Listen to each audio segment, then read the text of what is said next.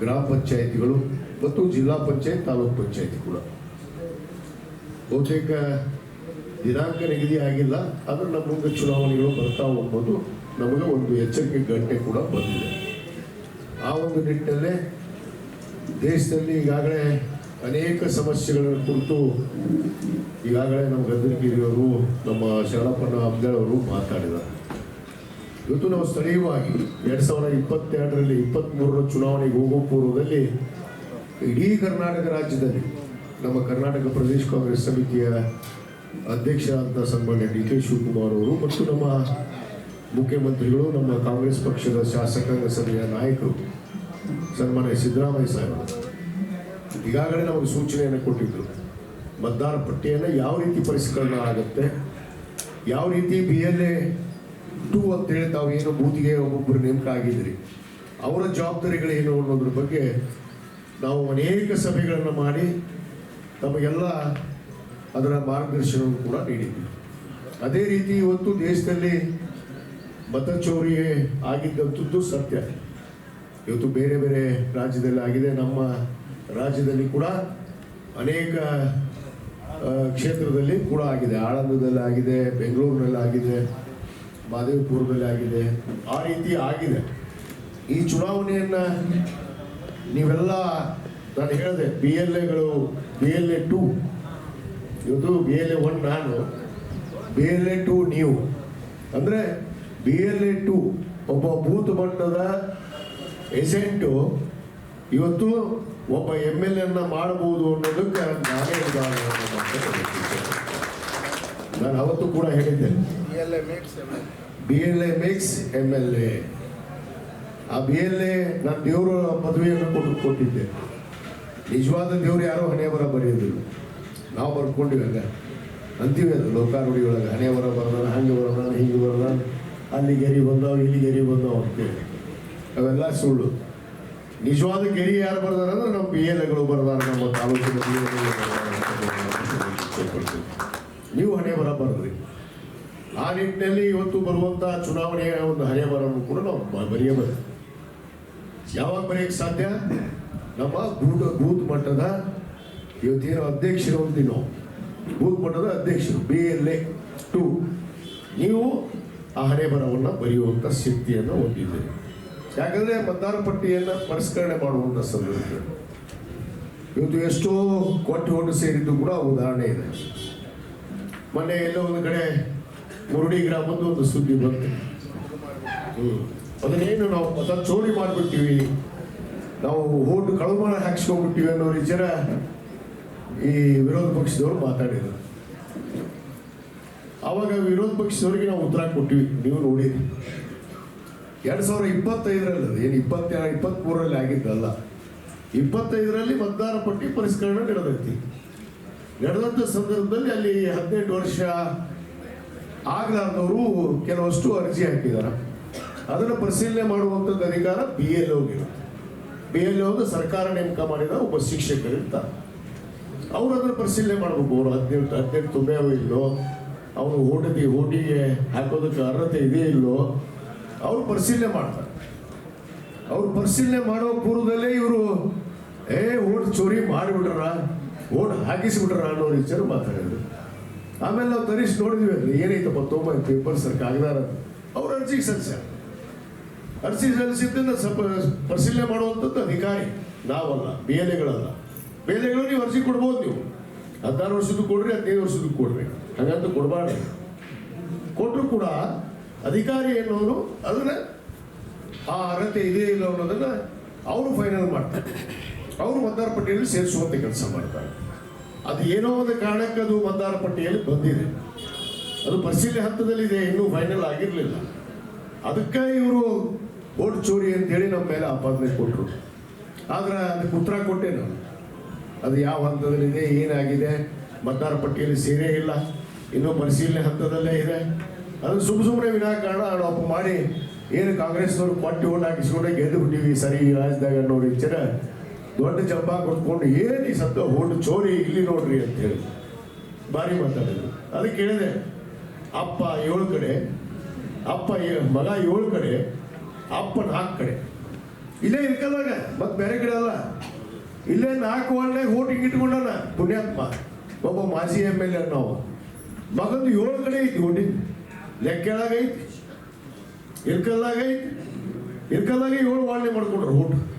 ಅದನ್ನು ಕೊಟ್ಟೆ ನಾನು. ಓಟು ಇರೋದು ಒಂದೇ ಕಡೆ ಇರಬೇಕು. ಅದು ಇಡೀ ದೇಶದಾಗ ಎಲ್ಲರೇ ಇರಿ ನೀವು ಒಂದೇ ಕಡೆ ಮತದಾನ ಮಾಡಿ, ಅದು ಕಾನೂನು. ಇವರು 4 7 ಕಡೆ ಇಟ್ಕೊಂಡವರು ನಮಗೆ ಬುದ್ಧಿ ಹೇಳಕ್ಕೆ ಬರ್ತಾರೆ.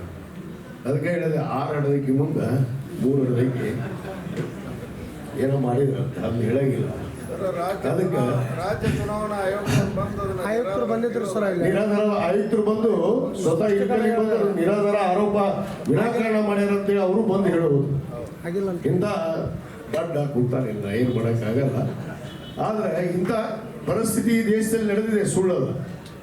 ಇವತ್ತು ನಮ್ಮ ನಾಯಕರು ಸನ್ಮಾನ್ಯ ರಾಹುಲ್ ಗಾಂಧಿಯವರು ಇಡೀ ದೇಶಾದ್ಯಂತ ಏನು ಭಾರತ್ ಜೋಡೋ ಅನ್ನೋ ಪಾದಯಾತ್ರೆಯನ್ನು ಮಾಡೋದ್ರ ಮುಖಾಂತರ ಎಲ್ಲರನ್ನೂ ಒಂದುಗೂಡಿಸಕ್ಕೆ ಅವ್ರ ಪ್ರಯತ್ನವನ್ನು ಪಟ್ಟರು.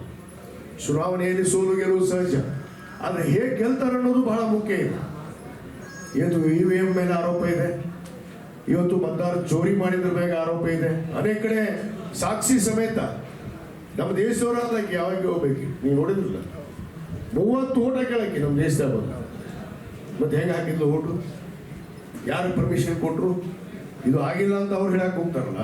ಚುನಾವಣೆ ಆಯೋಗ ಬಾಯಿ ಮುಚ್ಕೊಂಡು ಕೂತ್ಕೊಳ್ತು, ಅವ್ರು ರಾಜೀನಾಮೆ ಕೊಟ್ಟು ದೇಶನೇ ಬಿಟ್ಟು ಓಡೋಗ್ಬಿಟ್ಟವ ಚುನಾವಣಾ ಆಯೋಗದ ಅಧ್ಯಕ್ಷ. ಈ ಪರಿಸ್ಥಿತಿ ಇವತ್ತು ದೇಶದಲ್ಲಿದೆ. ಯಾಕಂದ್ರೆ ಕೇಂದ್ರ ಸರ್ಕಾರದ ಆಡಳಿತ ಏನಿದೆ ಇವತ್ತು ಕಪಿ ಮುಷ್ಟಿಯಲ್ಲಿ ಎಲ್ಲ ಇಲಾಖೆಯನ್ನ, ಚುನಾವಣಾ ಆಯೋಗವನ್ನು ಕೂಡ, ಯಾಕಂದ್ರೆ ಚುನಾವಣೆ ಆಯೋಗವನ್ನ ನಾವು ಯಾರೂ ಮುಟ್ಟವಾಗಿಲ್ಲ, ಅದು ಒಂದು ಸ್ಟ್ಯಾಟ್ಯೂಟರಿ ಬಾಡಿ. ಅದು ಅದಕ್ಕೆ ಆದ ಒಂದು ಸ್ವಂತ ಕಾನೂನು ಇದೆ, ಆ ಕಾನೂನು ನಡೆಯಲ್ಲಿ ಅವ್ರು ನಡಿಬೇಕು. ಆದಾಗಿ ಕೂಡ ಇವತ್ತು ನಮ್ಮ ದೇಶದಲ್ಲಿ ಏನಾಗಿದೆ ಅಂದ್ರೆ ED, CBI, IT, ಈ ಚುನಾವಣೆ ಆಯೋಗ ಮತ್ತು ನ್ಯಾಯಾಂಗ ಕೂಡ ಇವತ್ತು ಈ ಭಾರತೀಯ ಜನತಾ ಪಕ್ಷದ ಕಪಿಮುಷ್ಟಿಯಲ್ಲಿ ಸಿಕ್ಕಂಗಾಗಿದೆ. ಎಲ್ಲ ಹಂತದಲ್ಲಿ ನಮ್ಮನ್ನ ಎದುರಿಸುವಂತ ಮಾಡ್ತಾರೆ. ಇವತ್ತು ನೋಡಿದ್ರಿ ರಾಜ್ಯದಾಗ ಎಲ್ಲೆಲ್ಲಿ ನಮ್ಮ ಶಾಸಕರ ಮನೆ ಮೇಲೆ ರೇಡ್ ಆದವು. ಇವತ್ತು IT ರೇಡ್ ಆಯಿತು, ED ದಾಳಿ ಆಯಿತು, CBI ದಾಳಿ ಆಯಿತು, ಎಲ್ಲ ದಾಳಿಗಳು ಮಾಡ್ತಾ ಇದ್ದಾರೆ. ಆದರೆ ಒಬ್ಬರಾದ್ರೂ BJP ಅವ್ರ ಮನೆ ಮೇಲೆ ದಾಳಿ ಮಾಡಿದ್ರೆ, ಒಬ್ಬರಾದ್ರೂ ಒಬ್ರು ಅವ್ರ ಮಂತ್ರಿ ಮನೆ ಮೇಲೆ, ಯಾರಾದ್ರೂ ಅವ್ರ MLA ಮನೆ ಮೇಲೆ IT, ED, CBI ಹೋಗ್ಬೇಕಲ್ಲ. ಯಾಕದು ಕಾಂಗ್ರೆಸ್ನವ್ರನ್ನೇ ಗುರುತಿಸಿ ಮಾಡೋದು? ಹೆದರಿಕೆ ಹಾಕಿದ್ರು ನಮ್ಗೆ ಈ ಸರ್ಕಾರ ಕೆಡಬೇಕಂತೇಳಿ. ನಮ್ಮ ಸರ್ಕಾರ ಇವತ್ತು ನಿಮ್ಮೆಲ್ಲರ ಬೆಂಬಲದಿಂದ 136 ಸೀಟ್ ನಿಚ್ಚಳ ಬಹುಮತದಿಂದ ಇವತ್ತು ನಾವು ಗೆದ್ದಿದ್ದೀವಿ. ನಾವು ಹಿಂಭಾಗದಿಂದ ಯಾವತ್ತೂ ಸರ್ಕಾರ ಮಾಡಕ್ ಹೋಗಿಲ್ಲ. ಆದ್ರೆ BJP ಅವರು ಈ ರಾಜ್ಯದಲ್ಲಿ ಎಷ್ಟು ಸಾರಿ ಸರ್ಕಾರ ಮಾಡಿದಾರೆ, ಹಿಂಭಾಗದಿಂದ ಮಾಡಿದಾರೆ. ನಿಚ್ಚಳ ಬಹುಮತ ಜನ ಕೊಟ್ರ, ಒಂದ್ ದಿವಸ ಆದ್ರೂ ಇವರು 116 ಸೀಟ್ ಗೆದ್ದಾರ. ಈ ರಾಜ್ಯದಲ್ಲಿ 116 ಸೀಟ್ ಬೇಕು, 116 ಸೀಟ್ ಇವ್ರು ಗೆದ್ದಾರ. ಗೆದ್ದಿದ್ದು ಇತಿಹಾಸ ತೋರಿಸ್ರಿ ಈ ರಾಜ್ಯದೊಳಗೆ. ಆದ್ರೆ ಗೆಲ್ಲೋದಕ್ಕೆ ಸಾಧ್ಯ ಇಲ್ಲ ಅನ್ನೋದಕ್ಕೆ ಈ ಓಟ್ ಚೋರಿ ಮಾಡುವಂಥದ್ದು, EVM ಸೆಟ್ಟಿಂಗ್ ಮಾಡುವಂಥದ್ದು ಈ ದೇಶದಲ್ಲಿ ನಿರಂತರವಾಗಿ ಕಳೆದ ಈ ನರೇಂದ್ರ ಮೋದಿಗೆ 11 ವರ್ಷ 12 ವರ್ಷಕ್ಕೆ ಅವಧಿ ಮಾಡ್ತಾ ಇದಾರ. ಇವರೆಲ್ಲ ಗೆದ್ದಿದ್ದು ಕೂಡ ಈ ಓಟ್ ಚೋರಿ ಯಂತ್ರನೇ ಮತ್ತು EVM ಸೆಟ್ಟಿಂಗ್ ನಿಂತರ ಗೆದ್ದಾರ ಅನ್ನೋ ಮಾತನ್ನು ಬಹಳ ಸ್ಪಷ್ಟವಾಗಿ ಹೇಳಕ್ಕೆ ಇಚ್ಛೆ ಪಡ್ತೇನೆ. ಯಾಕಂದ್ರೆ ಅದು ಕರ್ನಾಟಕ ರಾಜ್ಯದಲ್ಲಿ ಸಾಧ್ಯ ಆಗಲಿಲ್ಲ 2023 ಸಾಧ್ಯ ಯಾಕಾಗಲಿಲ್ಲ ಅಂದ್ರೆ ನಾವೆಲ್ಲ ಎದ್ದು ಕೂತ್ಬಿಟ್ಟಿದ್ವಿ. ಯಾಕಂದ್ರೆ ನಾವು ಬೂತ್ ಮಟ್ಟದ ಕಾರ್ಯಕರ್ತರನ್ನ, PLA ಏಜೆಂಟ್ಗಳನ್ನ ಎಚ್ಚರಿಕೆ ಗಂಟೆ ಹೊಡೆದ್ವಿ, ನೀವು ಒಂದು ಓಟ್ ಸೇರದಾಗ ಬಿಡಬಾಡ್ರಿ ಅಂತೇಳಿ ಹೇಳಿದಾಗ ನೀವೆಲ್ಲ ಪ್ರಾಮಾಣಿಕತೆ ನಿಷ್ಠೆಯಿಂದ ಇವತ್ತು ಈ ಪಕ್ಷ ಇವತ್ತು ಈ ರಾಜ್ಯದಲ್ಲಿ ಅಧಿಕಾರಕ್ಕೆ ಬರೋಕ್ಕೆ ಕಾರಣ ಯಾರು ಅಂದ್ರೆ ನಮ್ಮ BLAಗಳು, ನಿಮ್ಮ ಬೂತ್ ಮಟ್ಟದ ಅಧ್ಯಕ್ಷರುಗಳು ಅನ್ನೋ ಮಾತನ್ನು ನಾನು ಗಟ್ಟಿಯಾಗಿ ನಿಮ್ಮಿಂದಲೇ ಇವತ್ತು ಪಕ್ಷ ಅಧಿಕಾರಕ್ಕೆ ಬಂದಿದೆ. ಇವತ್ತು ನಾವು ಚುನಾವಣೆಯ ಪೂರ್ವದಲ್ಲಿ ಏನೇನು ಜನರಿಗೆ ಮಾತನ್ನು ಕೊಟ್ಟಿದ್ವಿ ಆ ಮಾತಿನಂತೆ ಇವತ್ತು ನಡೆದಿದ್ದೇವೆ ಅನ್ನೋ ಮಾತನ್ನು ಬಹಳ ಸ್ಪಷ್ಟವಾಗಿ ಹೇಳಕ್ಕೆ ಇಚ್ಛೆ ಪಡ್ತೀವಿ. ಅದರಲ್ಲಿ ಎರಡನೇ ಮಾತಿಲ್ಲ. ನಾವು 5 ಗ್ಯಾರಂಟಿ ಕೊಡ್ತೀವಿ ಅಂತಿದ್ವಿ, ಕೊಡ್ತೀವಿ. ಅದಕ್ಕೆ ಅನುಷ್ಠಾನ ಸಮಿತಿಯ ಅಧ್ಯಕ್ಷರನ್ನ ತಾಲೂಕು ಘಟಕದ್ದು ಮಾಡಿದ್ದೀವಿ. ಇವತ್ತು ಸಮರ್ಪಕವಾಗಿ ನಮ್ಮ ತಾಲೂಕಾ ಏನು ಅನುಷ್ಠಾನ ಸಮಿತಿಯ ಅಧ್ಯಕ್ಷರು ಇವತ್ತು ನಮ್ಮ ಅಧ್ಯಕ್ಷ ಶರ್ಮಾ ಆಗಿರ್ಬೋದು, ಮುತ್ತಮ್ಮ ಕಲ್ಗುಡಿ ಆಗಿರ್ಬೋದು, ಗ್ರಾಮ ಪಂಚಾಯತಿ ಮಟ್ಟದಲ್ಲಿ, ವಾರ್ಡ್ ಮಟ್ಟದಲ್ಲಿ ಸಭೆಗಳನ್ನು ಮಾಡಿ ಎಲ್ಲ ಫಲಾನುಭವಿಗಳಿಗೆ ಇವತ್ತು ಅದು ಅನುಕೂಲ ಆಗಿದೆಯೋ ತಲುಪಿದೆಯೋ ಅನ್ನೋದನ್ನು ಕೂಡ ಪರಿಶೀಲನೆಯನ್ನು ಮಾಡ್ತಾ ಇದ್ದೀವಿ. ಇವತ್ತು ನಮ್ಮ ತಾಲೂಕಿನಲ್ಲಿ ಬಹಳ ಜಿಲ್ಲೆಯಲ್ಲೇ ಹೆಮ್ಮೆ ಪಡಬೇಕು ನೀವು, 98% ಜನಕ್ಕೆ ಇವತ್ತು ನೇರವಾಗಿ ಇವತ್ತು ಈ ಪಂಚ ಗ್ಯಾರಂಟಿ ತಲುಪುವಂಥದ್ದು ಆಗಿದೆ ಅಂದ್ರೆ ಅದು ಹುಣಗುಂದ ತಾಲೂಕು ಒಂದೇ ಅನ್ನೋ ಮಾತನ್ನು ಬಹಳ ಹೆಮ್ಮೆ ಅಂತ ಹೇಳಕ್ಕೆ ಇಚ್ಛೆ ಪಡ್ತೀವಿ. ಯಾಕಂದ್ರೆ ಅಷ್ಟು ಪ್ರಾಮಾಣಿಕವಾಗಿ ನಾವು ಜನರಿಗೆ ಮುಟ್ಟಿಸುವಂಥ ಕೆಲಸ. ಪಾಪ ಬಹಳಷ್ಟು ಜನ ಎಲ್ಲೋ ಹೆಣ್ಮಕ್ಳು ಗ್ರಾಮೀಣ ಮಟ್ಟದಲ್ಲಿ ಒಬ್ಬೊಬ್ಬರು ಇರ್ತಾರೆ, ಅನಾಥರು, ಅಂಥವ್ರಿಗೆ ಕೂಡ ಇವತ್ತು ನಾವು ಹುಡುಗಿ ಅವರಿಗೆ ಅವಕಾಶವನ್ನು ಕಲ್ಪಿಸುವಂಥ ಕೆಲಸ ನಾವು ಮಾಡಿದ್ದೀವಿ ಅನ್ನೋ ಮಾತನ್ನು ಕೂಡ ನಾನು ಬಹಳ ಹೆಮ್ಮೆ ಅಂತ ಈ ಸಂದರ್ಭದಲ್ಲಿ ಹೇಳಿ, ಇವತ್ತು 5 ವರ್ಷಗಳ ಕಾಲ ಬಹುತೇಕ ನಾವು ಅಧಿಕಾರದಲ್ಲಿ ಇದ್ದೇ ಇರ್ತೀವಿ. ಇವತ್ತು 2.5 ವರ್ಷ ಮುಗಿದಿದೆ, ಇನ್ನು 2.5 ವರ್ಷ ಬಾಕಿ ಇದೆ. ನಾವು ಇನ್ನೇನು ಮಾತನ್ನು ಕೊಟ್ಟಿದ್ವಿ, ಚುನಾವಣಾ ಪ್ರಣಾಳಿಕೆಯಲ್ಲಿ ಒಂದಲ್ಲ ಹಲವಾರು ಮಾತುಗಳನ್ನು ಕೊಟ್ಟಿದ್ದೀವಿ. ನಾವು ಅದರಂತೆ ನಾವು ಕೊಟ್ಟ ಮಾತಂತೆ ನಡೀತೀವಿ ಅನ್ನೊಂದು ವಿಶ್ವಾಸವನ್ನು ಕೂಡ ಇವತ್ತು ವ್ಯಕ್ತಪಡಿಸಿ, ಇವತ್ತು ಮತಕ್ಷೇತ್ರಕ್ಕೆ ಅಭಿವೃದ್ಧಿಗೆ ನಾನು ಪುಸ್ತಕ ಕೂಡ ಬಿಡುಗಡೆ ಮಾಡ್ತೀನಿ. ಬಹುತೇಕ 3 ವರ್ಷದ ಪುಸ್ತಕ ಬಿಡುಗಡೆ ಮಾಡ್ತೀನಿ ಈ ಸರಿ. ಇನ್ನು ಒಂದು 4 ತಿಂಗಳಲ್ಲಿ ಒಂದು ಪುಸ್ತಕ ಬಿಡುಗಡೆ ಮಾಡ್ತೀನಿ. ಇವ್ರು ಮಾತಾಡ್ತಾರಲ್ಲ, ಮತ್ತೆ ಇನ್ನು 5 ವರ್ಷದ ಬಿಡುಗಡೆ ಮಾಡಿದ್ದೆ ನಾನು. 5 ವರ್ಷದ ನಾನು ಓಪನ್ ಆಗಿ ಅವ್ರಿಗೆ ಚಾಲೆಂಜ್ ಮಾಡಿದ್ದೆ ನಾನು ವಿರೋಧ ಪಕ್ಷದವರಿಗೆ. ಇದ್ರಾಗ ಒಂದು ತಪ್ಪೈತೆ ಅಂತ ನೀವು ತೊಗೊಂಡು ನಾನು ಬಂದು ತೋರಿಸಿ ನೀವು ಮುಖದ್ದಮೆ ಹೂಡ್ರಿ, ನನ್ನ ಮೇಲೆ ಕಂಪ್ಲೇಂಟ್ ಮಾಡ್ರಿ ಅಂತ ಹೇಳಿದ್ದೆ. ಒಂದು ಮಾಡೋ ತಾಕತ್ತಾಗಲಿಲ್ಲ. ಅಷ್ಟು ಅನುದಾನ ತಂದಿದ್ವಿ, ನಾವು ಕೆಲಸವನ್ನು ಕೂಡ ಮಾಡಿದ್ವಿ. ಈ ಸಾರಿ ಕೂಡ ನಾನು 3 ವರ್ಷದ ಪುಸ್ತಕವನ್ನು ಇನ್ನು 4 ತಿಂಗಳಲ್ಲಿ ಬಿಡುಗಡೆ ಮಾಡ್ತೀನಿ. ಎಷ್ಟು ಮನಿ ತಂದ್ವಿ, ಎಷ್ಟು ರೋಡ್ ಮಾಡಿದ್ವಿ, ಎಷ್ಟು ಕುಡಿ ನೀರಿನ ಯೋಜನೆ ಮಾಡಿದ್ದೀವಿ, ಇಲಕಲ್ಲು ಹುಡುಗರು ಸೇರಿ ಏನೇನು ಮಾಡಿದ್ದೀವಿ ಅನ್ನೋದು ಒಂದು ಪಟ್ಟಿನೇ ಐತಿ ನನ್ನ ಹತ್ರ. ಇಷ್ಟು ಉದ್ದ ಪಟ್ಟಿ ಐತಿ. ಅದರ ಪುಸ್ತಕದಾಗ ಬಿಡುಗಡೆ ಮಾಡಿದಾಗ ಗೊತ್ತಾಗುತ್ತೆ, ನೀವು ಓದ್ರಿ ಎಷ್ಟು ಅನುದಾನ ನಮ್ಮ ಕ್ಷೇತ್ರಕ್ಕೆ ಬಂದೈತಿ. ಮತ್ತು ಅದ್ರ ಜೊತೆ ಗ್ಯಾರಂಟಿಗೆ ಬರುವಂಥ ಅನುದಾನ 5 ಗ್ಯಾರಂಟಿಗಳಿಗೆ ಒಂದು ವರ್ಷಕ್ಕೆ 318 ಕೋಟಿ ರೂಪಾಯಿ ಹುಡುಗನ ಮತಕ್ಷೇತ್ರಕ್ಕೆ ಅನುಷ್ಠಾನದಿಂದ ಬರ್ತೈತೆ ಅನ್ನೋ ಮಾತನ್ನು ಕೂಡ ಹೇಳಕ್ಕೆ ಇಚ್ಛೆ ಪಡ್ತೀನಿ.